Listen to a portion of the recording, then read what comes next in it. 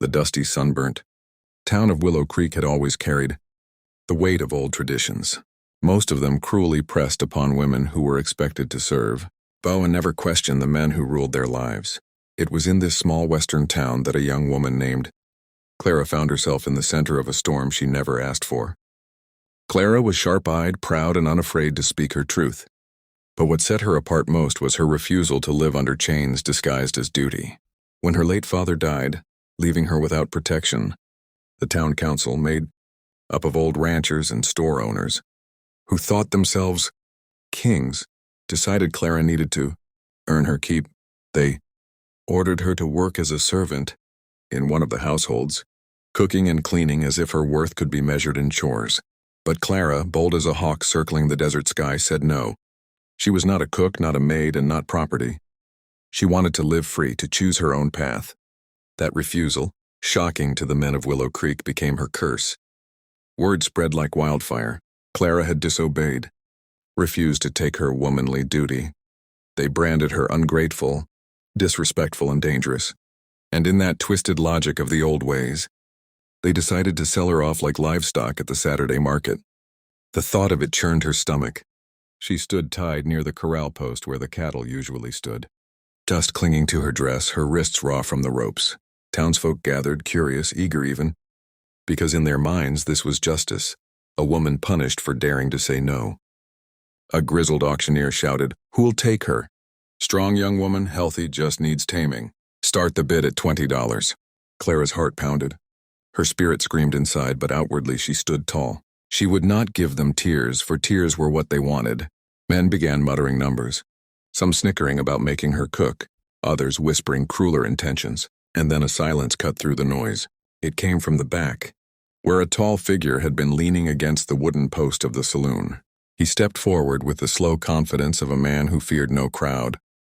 His boots hit the dirt with a solid thud, his hat casting a shadow over sharp, sun-scorched features. This was Colt McAllister, a rancher whose name carried weight across counties, not because he sought power, but because his honor spoke louder than any man's voice. Colt was known for his solitude, his sprawling ranch miles out where freedom ran as wild as the mustangs he bred. He had no wife, no interest in the town's gossip, but he had a gaze that pierced through lies like a knife through fabric. He walked closer, his voice calm but thunderous to ears that had grown too used to commanding women. "You're selling her because she won't cook?" The auctioneer hesitated, shifted nervously, but puffed his chest. "She refused her duty. A woman must—" Colt cut him off. "A woman must be free. Not cattle. Not property. If you think cooking makes her worth, then you've all forgotten the meaning of worth." Murmurs rippled through the crowd. No one dared challenge Colt directly, but the councilmen's faces turned red with rage. Colt stepped closer, meeting Clara's eyes for the first time. Her breath caught. There was no pity in his gaze, only respect, something she had been starved of. "Untie her," Colt commanded. The auctioneer stammered. "That's not—" "Untie her," Colt repeated, his voice sharp as a whip crack. "She can live free with me." Gasps erupted. Whispers flew. Some mocked, others envied. But none dared block his path when Colt pulled a knife from his belt and sliced through the ropes, binding Clara's wrists. For the first time in weeks, her hands were free. She rubbed her bruised skin, her eyes locked on Colt's. "Why?" she whispered, too quiet for the others to hear. Colt tipped his hat slightly. "Because freedom shouldn't need to be earned." He turned to the crowd. "Anyone here who thinks otherwise can come. Try their hand against me." The silence that followed was heavy, thick, like the pause before a storm. But no man moved, not one. And so Colt took Clara by the arm, not possessively, but protectively, and guided her away from the post, away from the crowd, away from the life they tried to chain her to. The ride back to his ranch was silent at first, Clara's mind racing. She had no reason to trust him. Men had promised safety before, only to turn it into cages. She studied Colt, his jaw firm, his posture steady.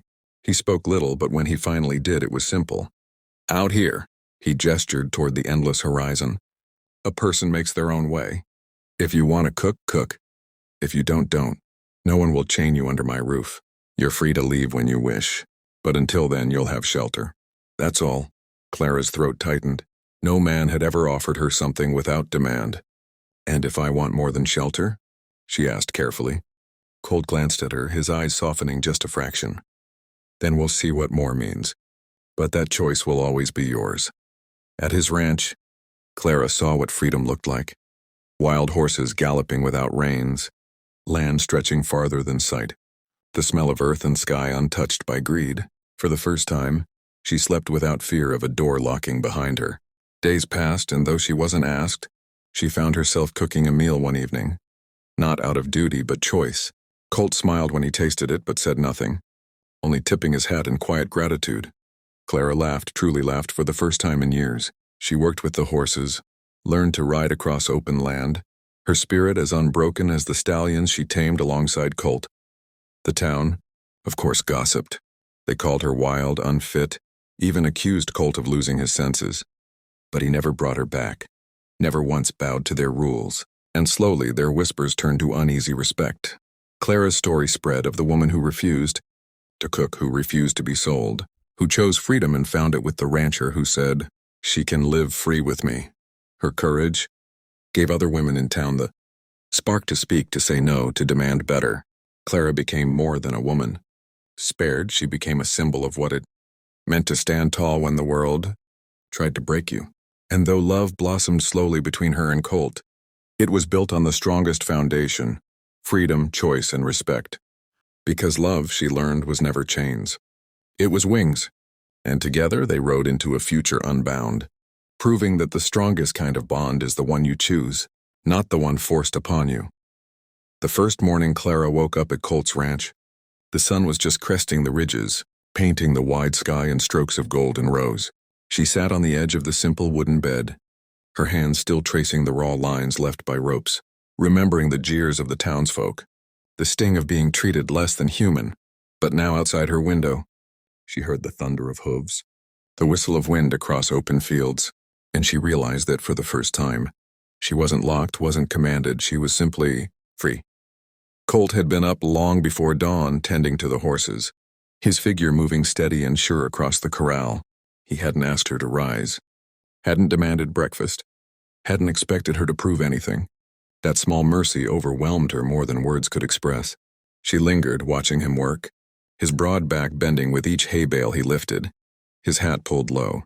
This man, feared and respected, was alone by choice, and yet he had chosen to stand up for her when no one else had. Clara's chest tightened with a feeling she couldn't yet name.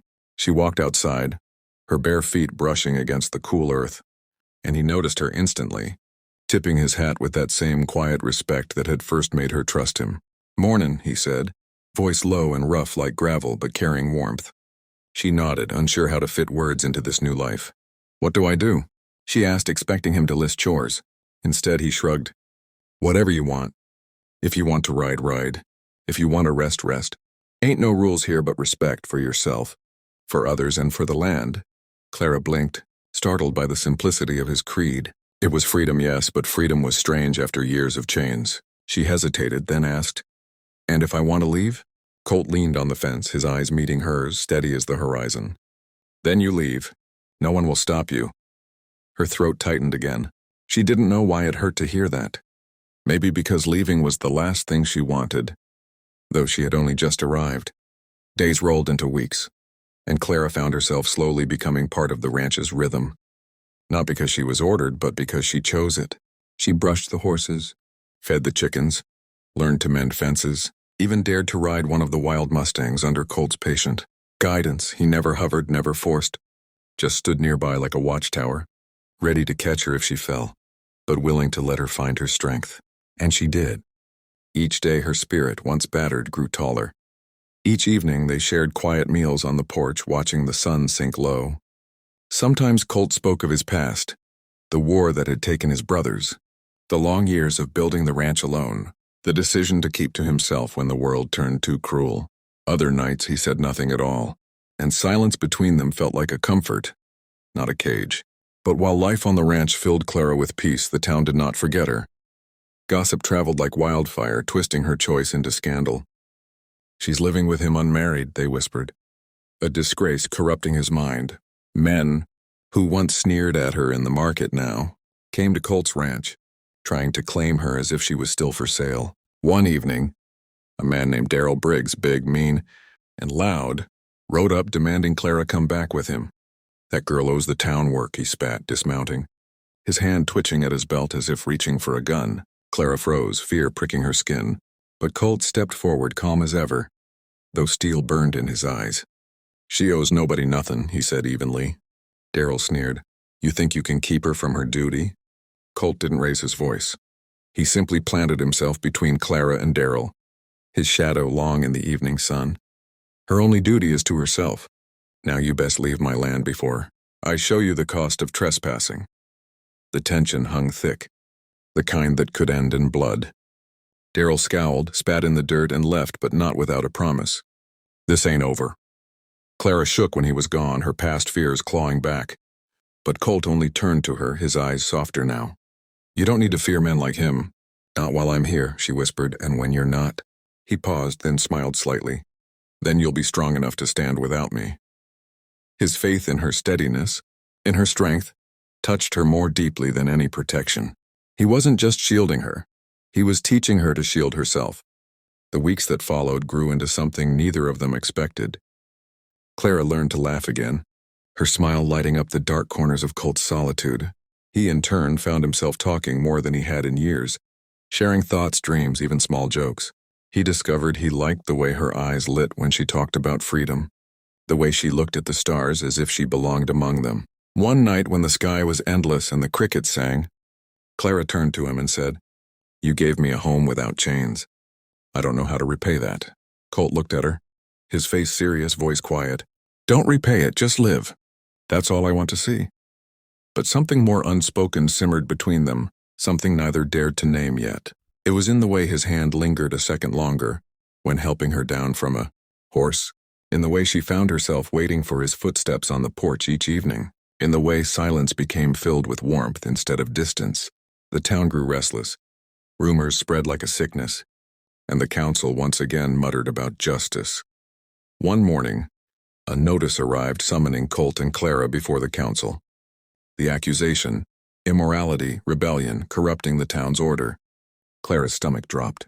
She remembered too vividly the humiliation of being bound at that auction post.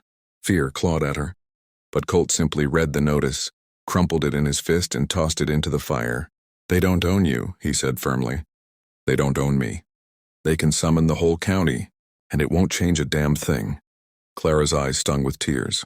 "But they'll never stop. They'll always try to break me."